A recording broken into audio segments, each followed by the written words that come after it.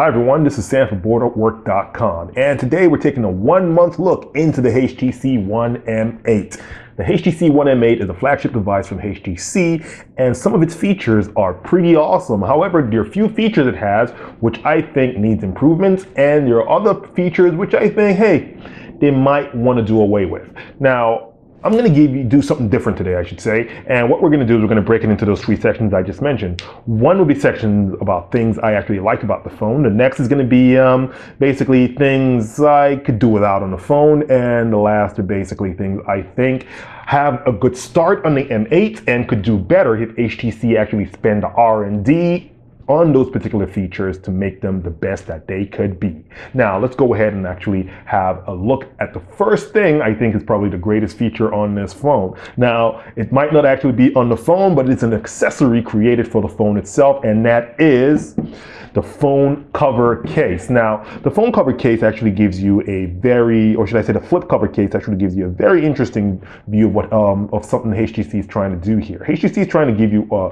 device that actually reacts to the case in a pretty interesting way. Now, double tapping on the screen like that should give you your date and your weather, and that's pretty awesome. Now, if I drag down on the screen, it should activate the voice command right there, and tap to close that out. Now, when a call comes in, it gives me the option of dragging up to answer or dragging down to actually decline the call. That is pretty amazing. I think the fact that HTC created this case to basically, accentuate the fact that their phone uses very little energy when, when it's basically the screen is off, or when you use it with the case, it's actually pretty cool. As you can see, it's a dot matrix format, so I'm going to tap on, oh sorry, I'm not tapping on it correctly actually. This is actually my fault doing this upside down.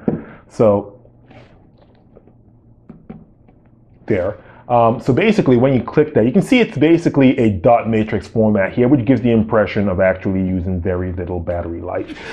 So I'm going to go ahead and remove that over here. Now the next best feature on this phone, I would say, is the same feature that everyone spoke about on the HTC One M7, which was 2013's HTC flagship phone. And it's also a feature that is amazing here, which is the design of the phone. This phone is beautifully designed. Now, what you see is a very big difference from the original phone, where now you have the metal curving around the phone from the sides, where it was somewhat split for the M7. Now, this change actually makes this feel a lot better in your hand. I don't know how HTC did it, but design-wise, HTC has actually improved on something that was pretty amazing from last year. So that's a big win for HTC. The brushed metal look on this device is actually pretty amazing. It gives you, it basically speaks to the fact that this is a very sturdy aluminum phone. HTC is in its rights to criticize any phone made out of plastic with a device as beautifully made and as sturdy as this HTC One M8. Now, that being said, there are a few things that I think need a lot of improvement, or basically rehashing on this device. Now, that first thing first is going to be the phone. And this is a little embarrassing from my perspective, because now HTC is releasing a phone, and their phone app is one of the major things that actually, frustrates me about this particular device. So I'm going to go ahead and I'm going to unlock the device here and launch the phone app. So there we are on the phone app.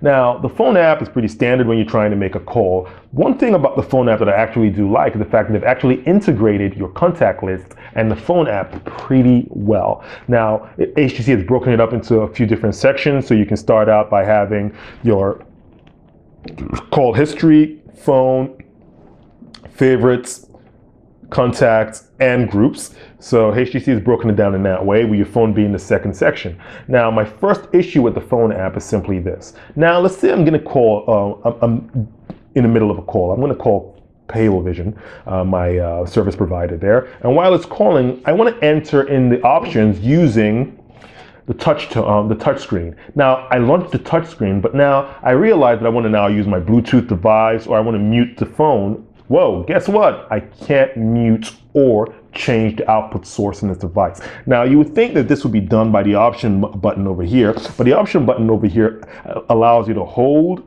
to look up people, or to open contact cards, or to basically all calls as well, to access all calls, which I'm not sure what that does. Haven't really used that feature. Now, that being said, you reduce this, and you dismiss the dial pad, and you can get back here. It's a little frustrating when you have your device muted and you have the keys up to now try to figure out, oh wow, I have to unmute it, so I have to drop this down, and then unmute. It might look as though it's basically a very small frustration, but no, it actually is a pretty big frustration when you are in the middle of a call, especially when people are posing questions back and forth. It really takes away from the just from the flow of a conversation when you have to consistently think that you have to, okay, drop the dial pad and click the button to unmute, or click the button to put on speaker. HTC could do better, and I think they can look at what a lot of their competitors are doing right now. Just look at stock Android, and they can have a way better phone application. Now, the other thing about the phone application that really frustrates me is, like I mentioned, you have these different sections on here.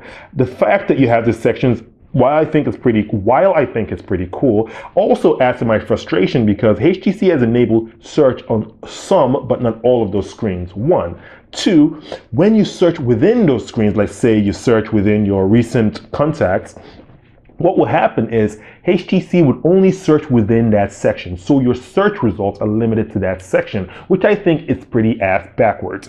You should be able to have a global search in your phone app, meaning I could be on my favorites, my recent calls, or call history, or whatever section of the phone app I'm on, and my search should bring out whatever name I am searching for, particularly if they are on my contacts. This is something also that HTC could basically use stock Android to actually accentuate in their phone. So once again, a global search would be very useful on the HTC One M8 if HTC really wants to make this phone something that stands out above the rest. Now, let's move on to features which I think HTC kind of left out of this device, which I think they should have had. This is 2014. In 2013, we saw the iPhone 5S come out with fingerprint scanner, which basically adds to the security and also gives them the potential to use that as a payment option.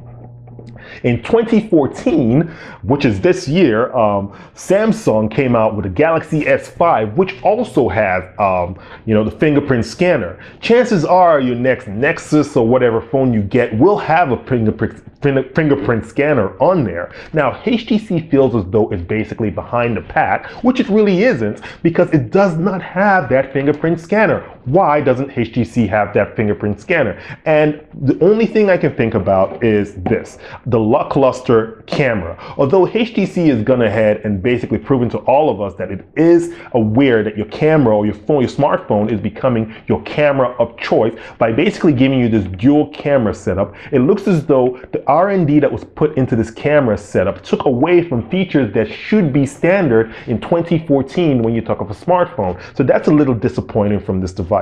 All in all, I still think the omission of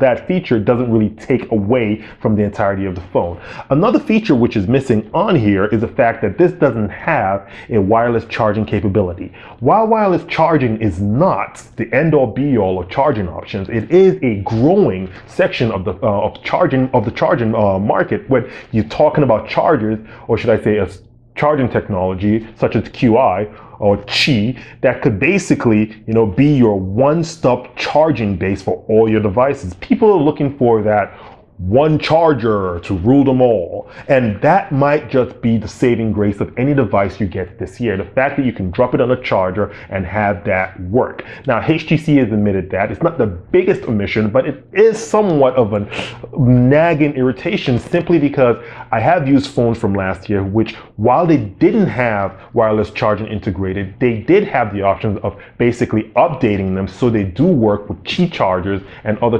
wireless charging technologies.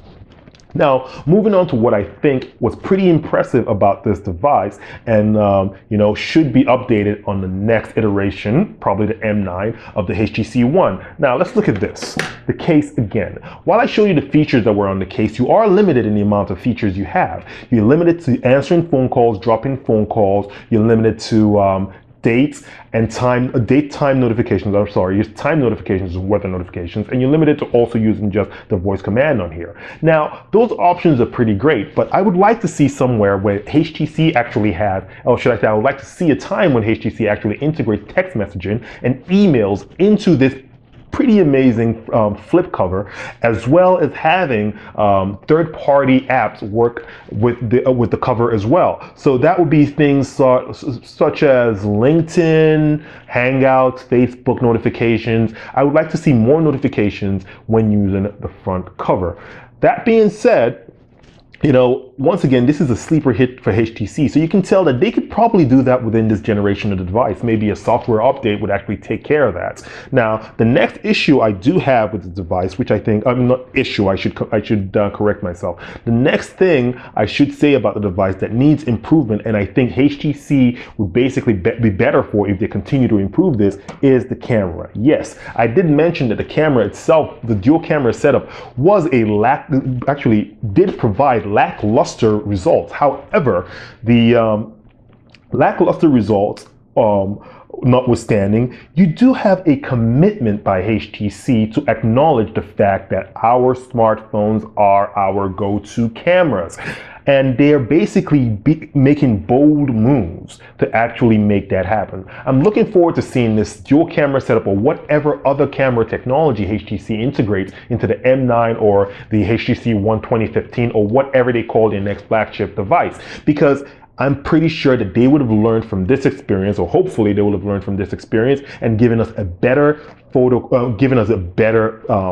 camera and photo quality going forward. All in all, this is a device that you can't really knock in any way, shape, or form. This is a device that basically delivers on all the promises of a flagship device while giving you beautiful design, sturdy, anything you can ask for a flagship device. There are a few things that need to change, as I've mentioned. Read the article. You have more in-depth analysis of what I think should change, what I think should be done away with, and what I think really works for this device. Once again, this is Sam for Booredatwork.com.